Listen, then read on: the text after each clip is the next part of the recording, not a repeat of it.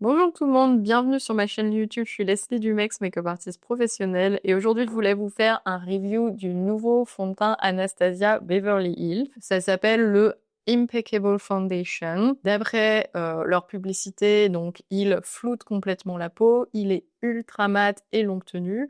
On va justement voir tout ça ensemble. Je vais donc vous donner mon très honnête avis sur ce produit, vous dire ce que j'en ai pensé. N'oubliez pas de vous abonner à ma chaîne si ce n'est pas déjà fait et on est parti pour cette review. Je vais choisir la couleur du milieu qui est normalement, il me l'avait testé, qui était la bonne teinte. J'ai peur qu'elle soit un petit peu jaune, je vais mettre les deux sur une palette, celui-là et celui d'après, et on va voir ça ensemble. En tout cas, je trouve que ce flacon, il est plutôt assez joli. Il est en vert, il est quali. C'est un fond de teint mat et flouteur de pores. Je vais mettre cette première teinte qui est le 1N, qui me semblait un petit peu jaune, justement. D'après leur petit papier, le 1CR, qui est la teinte juste après, elle est censée être un peu plus rose. N'oubliez pas de secouer vos fonds de teint avant de les appliquer parce que ça permet de remélanger les phases ensemble. Là, alors, j'ai mis la teinte 1CR et celle d'à côté, c'est le 1N. Je vais essayer de l'appliquer avec deux outils différents, avec le pinceau et avec l'éponge. Moi, j'avais essayé qu'avec le pinceau. Peut-être qu'avec l'éponge qui est humide, ça sera un peu plus naturel. Je vais commencer par le 1N. Alors, dans la boîte, il y avait un joli miroir Anastasia, donc je vais m'en servir. Alors, du coup, je vais faire l'inverse parce que je commence comme ça. Je vais appliquer ce côté avec le pinceau. Alors oui, je trouve juste que la teinte, c'est vrai, elle est un peu jaune par rapport à ma peau, donc en effet, je vais mélanger avec la teinte d'en dessous. Ça me force à faire un peu un mélange, mais c'est comme ça. Je vais l'étirer beaucoup plus parce que là, je pense que ce que j'ai mis, ça va me suffire à faire tout mon visage. Parce que c'est vrai qu'il est déjà hyper couvrant en un passage. Vous voyez la différence, c'est déjà tout lissé.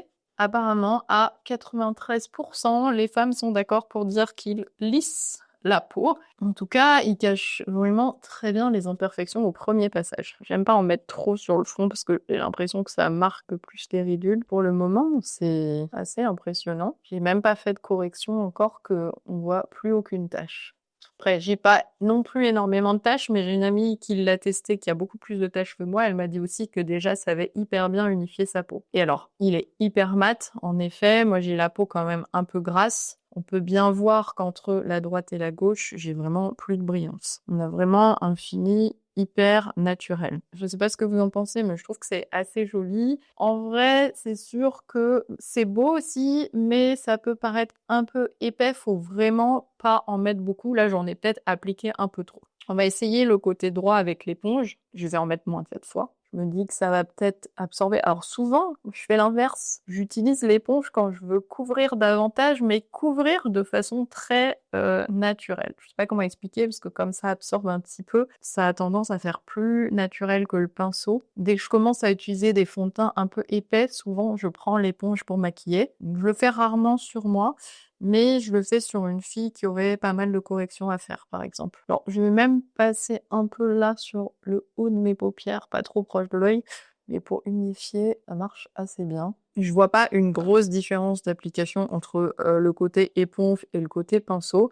Il s'applique bien avec les deux outils, franchement. Il glisse bien, il est facile à travailler. C'est vrai que pour moi, il serait un peu trop mat presque, parce que j'aime bien ce côté un peu glowy qui donne le côté frais, surtout quand on commence à vieillir. Je pense que pour une jeune fille, par exemple, qui a de l'acné, il doit être incroyable. Il ressemble un peu au Shiseido que j'utilise souvent. Mais moi, j'aurais presque envie de le diluer avec un petit peu de crème ou mettre un peu d'highlighter à l'intérieur, ce que j'aurais peut-être dû essayer d'ailleurs. J'ai cette base, par exemple, de Victoria Beckham Beauty, donc ça vaudrait le coup d'en mettre quelques gouttes et de le mélanger avec pour un côté plus frais. Sinon, le teint, il est hyper unifié, hyper lisse. Je suis complètement d'accord avec la pub, je valide. Il y a un truc que j'aime bien aussi, c'est que c'est une formule à base d'eau. Donc c'est pour ça qu'il n'a pas ce côté gras d'accès des formules à base d'huile. Je trouve que déjà, on sent que ça graisse un peu plus la peau et au niveau de la tenue tout au long de la journée, les bases d'huile, ça tient un peu moins bien. Aussi, au niveau de la sensation sur la peau, comme j'ai la peau grasse, j'aime bien ce côté base eau. Si vous avez une peau un peu sèche, je pense que ce fond de teint, il sera un peu moins bien pour vous. Je l'imagine plus pour une peau mixte à grasse. Après, il y a quand même de l'acide hyaluronique à l'intérieur, donc qui est censé retenir l'hydratation de la peau. Bon, il est bien sûr non comédogène, vegan et adapté aux peaux sensibles, donc ça c'est pas mal. J'ai pas pu le scanner sur Yuka parce que j'ai pas de code barre sur le packaging, mais si vous avez pu le faire, n'hésitez pas à me le mettre en commentaire. J'imagine que, de toute façon, on a rarement des formules très clean au niveau des fonds de teint. Il y a toujours beaucoup de chimie, surtout quand on a des fonds de teint lissants comme ça. Après, je ne voudrais pas dire des bêtises, donc je vous laisse vérifier cette information. Je vous montre quand même les autres teintes sur mon bras. Moi, j'ai que 5 teintes, bon, c'est déjà pas mal, mais au moins, je vous montre, c'est les teintes les plus claires. D'ailleurs, c'est celle qui se situe ici, celle de la ligne là. Et après, il y a toutes ces gammes jusqu'au peau noire très foncé. Ça, c'est le 0N. Ça, c'est le 0CR. Le 1N qui est le mien, mais tout de suite, il est beaucoup plus jaune, qui est censé être une couleur neutre tout de même. Et ça, c'est le 1.5N. En tout cas, il part bien à l'eau micellaire, parce que je viens de tester sur mon bras. Ce qui n'est pas toujours le cas de tous les produits. Des fois, on a du mal à se démaquiller. Je vais utiliser ce stick de Westman Atelier, qui est le biscuit. Alors, je vais contourer un peu ici. Je vais faire un trait là, sous l'os de la joue. Et je vais en mettre un peu aussi dans le cou.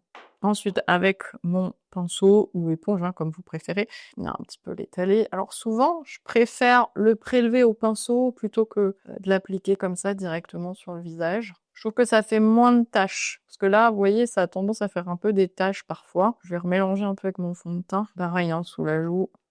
Je préfère aussi le prélever.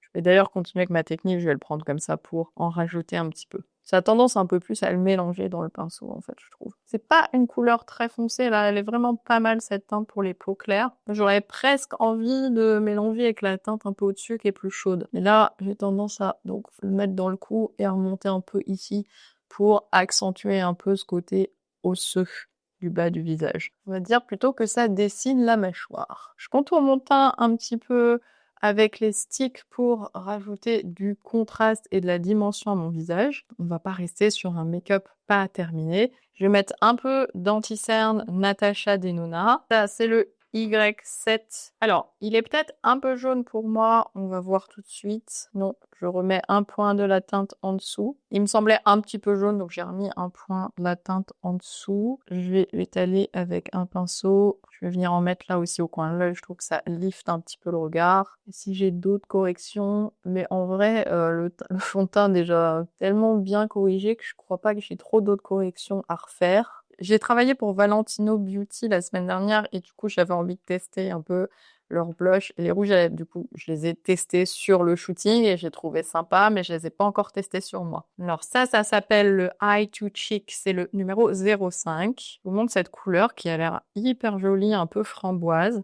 On va prendre avec un autre pinceau. Alors attention, ils sont assez pigmentés, donc je passe d'abord sur ma main pour éviter de faire une tache. Là, en plus, j'ai pas poudré mon teint. Alors, j'ai pris un blush poudre, mais j'aurais presque dû prendre un blush crème vu que ce fond de teint est hyper mat. Ça aurait permis aussi de contrebalancer la matité de ce produit.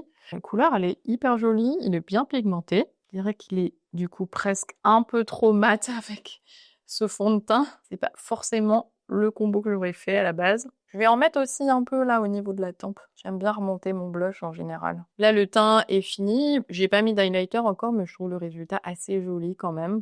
Je vais venir en highlighter rajouter ce produit que je vous ai montré en début de vidéo. C'est une base, mais comme je la trouve assez glow, je pense que ça va redonner un peu de fraîcheur à ce teint. Surtout pour les fonds de teint mat, n'hésitez pas à rajouter un highlighter pour plus de fraîcheur. Plus ce produit, il est un peu doré, c'est assez joli le résultat. Par contre, ça conviendra pas si vous avez une peau trop claire, parce qu'il est quand même foncé. Je vais mettre cette très jolie couleur de Valentino Beauty qui est le 100R. C'est un rose un peu framboise qui est d'ailleurs assorti au blush. Je vais l'appliquer un peu à l'asiatique, façon floutée. Je vais pas faire un rouge à lèvres très défini aujourd'hui. Je vais le mettre en tapotant. Après, je fais ça. Et je vais le répartir un peu avec mon doigt. Alors, n'oubliez pas de faire quand vous faites ce style d'application l'intérieur ici parce que souvent je vois que la couleur elle est concentrée ici et elle n'est pas répartie sur les côtés. Si vous voulez agrandir un peu votre bouche, n'hésitez pas à le déborder très légèrement. J'étais assez surprise quand j'ai utilisé ces textures, ils sont hyper pigmenté et hyper mat. Alors par contre, hydratez bien vos lèvres avant de l'appliquer. Bon, il est très rose. Je vais un peu l'atténuer avec un mouchoir. Le rouge à lèvres, il est tellement rose. Je crois que je vais remettre du blush parce que du coup, ça fait un peu fade au niveau du teint. Je vais en rajouter un peu par ici. On va passer un peu là, sur le nez. J'aime bien faire ça. Je vais passer là un peu aussi sur les yeux. Comme ça, avec un produit, on fait tout le visage. C'est assez pratique. Donc, mon avis sur ce produit, il est plutôt positif. J'ai trouvé que c'était... Je dis rarement ça d'ailleurs pour les fonds de teint, je suis assez difficile, mais j'ai vraiment apprécié ce produit. Je pense qu'après, il va pas convenir forcément à tous les types de peau. Alors ils disent qu'il hydrate quand même, mais je trouve un peu sec peut-être pour une peau qui aurait des plaques de sécheresse par exemple, ça va être compliqué. Par contre, il va être super si vous avez des rougeurs à masquer, même de la rosacée, des taches, il va hyper bien camoufler et il va hyper bien lisser. Donc pourquoi pas à tester sur une peau acnéique. Moi j'ai la peau grasse et je trouve qu'en tout cas je l'avais porté une fois hier pour essayer tout au long de la journée. Il n'a pas bougé, il avait vraiment une très bonne tenue. En effet, il fait vraiment cet effet police flouté. Après, je le trouve presque un peu trop mat, il manquerait presque un peu de lumière, donc ça dépend un peu de vos goûts en termes de fond de teint. J'ai pas encore testé de le remélanger avec une base un peu nacrée, brillante par exemple, pour lui redonner ce côté lumineux. À vous de me dire si vous aimez le résultat de ce fond de teint ou pas. Moi, je l'apprécie. Je sais pas si je vais remplacer mon fond de teint actuel pour celui-là. À voir, je vais continuer de le tester.